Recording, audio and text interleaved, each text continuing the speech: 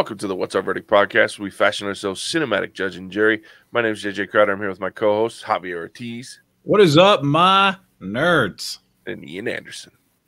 Some shit. We appreciate your help growing the podcast. Go ahead and hit that like, subscribe, and bell notification button so you're always aware of when our new episodes come out. Check out our website, whatsourverdict.com, where you can listen to all of our episodes, sign up for our newsletter to get exclusive content and updates, pick up some merchandise, and interact with us. Question we always ask: if you ever find yourself wondering if you spend the time, money, or both on a movie, to help with that question, each week we put a movie on trial, discuss the facts, pass judgment, and let you know our verdict. Today we're reviewing Ghostbusters Afterlife. It was released in theaters November 19th, 2021. It was written and directed by Jason Reitman. It stars McKenna Grace, Finn Wolfhard, Logan Kim, Carrie Coon, and Paul Rudd. When a single mom and her two kids arrive in a small town, they begin to discover their connection to the original Ghostbusters and the secret legacy their grandfather left behind. This is our spoiler-free review. We'll rate each movie on a 3-tiered scale. Worth it, meaning you should find a way to watch this movie as soon as possible. Stream it, meaning wait until you can watch it for free. And finally, not impressed, meaning you shouldn't watch this movie at all. You can listen to our deep dive review on this movie on Monday, November 22nd, wherever you listen to podcasts. So let's jump into some spoiler-free stuff. Javier, why don't you kick us off, buddy? You haven't started in a while. I haven't started in a while. Thank you. This movie is surprisingly good, I think. I walked into that theater like already bored. I was not expecting this movie to be anything, especially after the last Ghostbusters I actually don't even remember who was in it. Just the short, chubby lady and the dude from Marvel. Yeah. Terrible movie. Don't watch that one. But this one was really good. But I will say this. There are some cameos from the original, like 84 Ghostbusters. So that is your heads up. Do not be the person that walks in that theater and gasps and applauds every time an actor from the original movie shows up in this. All right, that's it. Other than that, great movie. It was fun. I'm going to give it a worth it. Buddy. Yeah, it was. I could feel the annoyance coming off of Javier in the theater. To gasp so loud that I can hear you over a movie in a movie theater, you have to try. Like, you want me to know that you're gasping, and that bothered me. Yeah, and they weren't right next to you either. They were like 3 or 4 rows down on the other side of the theater, right? Yep. Yeah. It's hilarious. All right, Ian. Yeah, so I didn't have the I don't know what to call it. Like, my viewpoint wasn't tainted by watching the newest one before this, which I think helped. But even then, my expectations were like, all right, I've gotten them up there for a while with a couple of these other movies and been disappointed, so I'm going to keep them low. And it really surpassed them. It was a lot of fun. I think it was extremely well casted. Each of the characters fit their role really well. The acting was great. And I love some dad jokes, which are just riddled through this movie. So I was all for it. I'm going to say definitely worth it, especially if you like the originals. You're going to have fun with this one. And I think more new movies need to take note of how Ghostbusters Afterlife did a nostalgic throwback, but made it more modern, and it fits super well. It wasn't trying to remake the original, but they pulled elements from it and had their own unique story. So other studios need to take note, because this is the way it's supposed to be done. I like how your premise for it is just that you've been hurt before, and and you weren't hurt this time. It's the same thing with dating. You set those expectations low, you're never disappointed.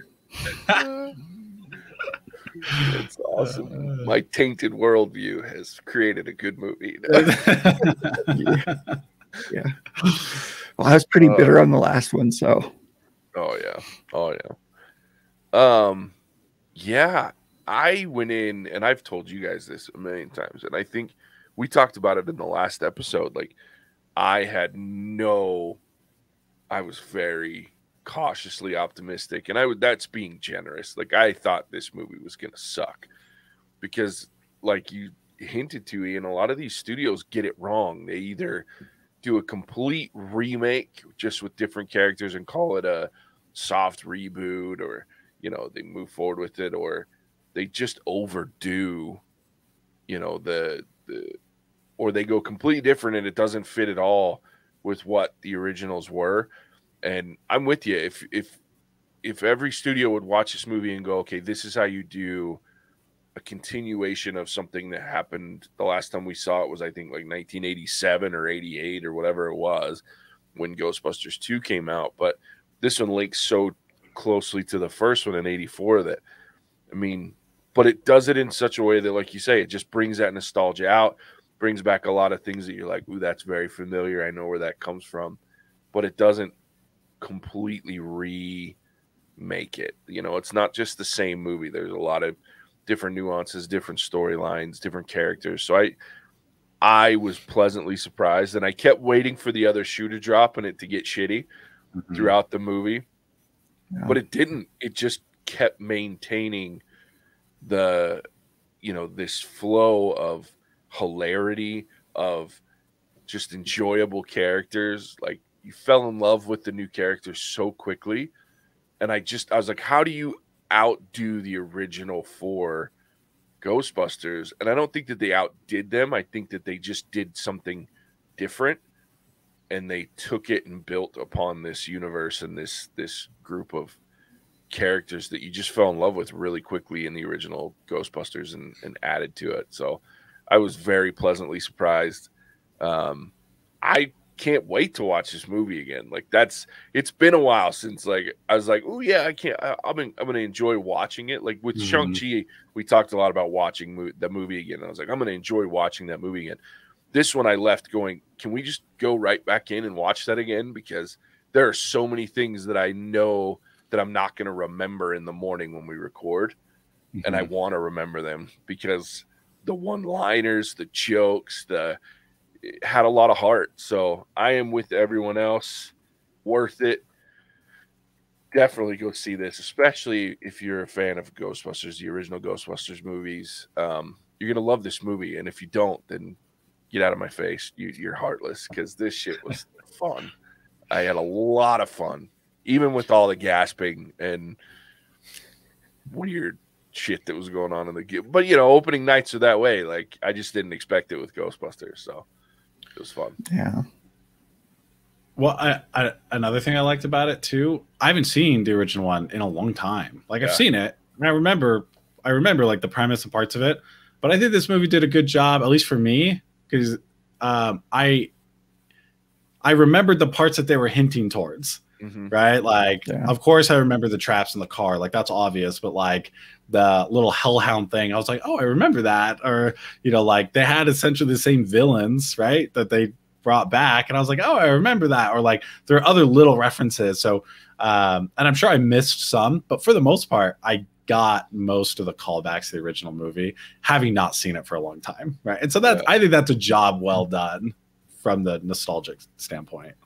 Absolutely. Well, and I think another thing that I liked that I'm sure we'll talk a lot about in the deep dive, but they added to the story, right? So everything's pretty familiar, especially like you said, Javier, the villains, the things that come up, but they actually add a layer of depth to those villains, the backstory and what's happening, and just enough that it's not like, holy shit, they completely changed what happens, but it just adds value and adds a little depth and explains why we are where we are in this movie and how we got there. And I really like that nuance, that it didn't, like I said, it didn't try to dive in and just be over the top with it. Everything was pretty subtle for the most part.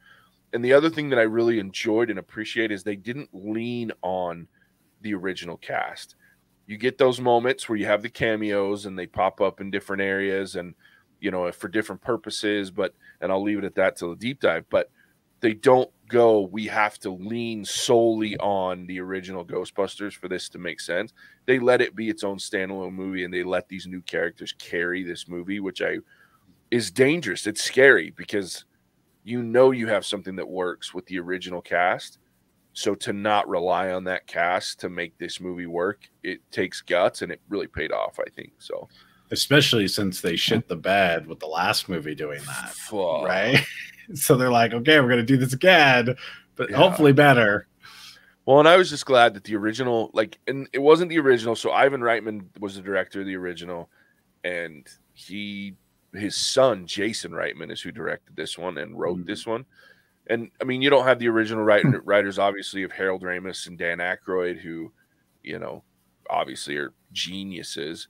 And you know, rest in peace, Harold Ramis. That guy did a lot of great comedy. I mean, are you kidding me? Groundhog Day is hilarious. Like a lot of the National Lampoon shit, like he was involved in. So great writing. But I love that Jason Reitman was like, I'm going to pay tribute to these people that obviously were probably a big part of his life, and did a really good job.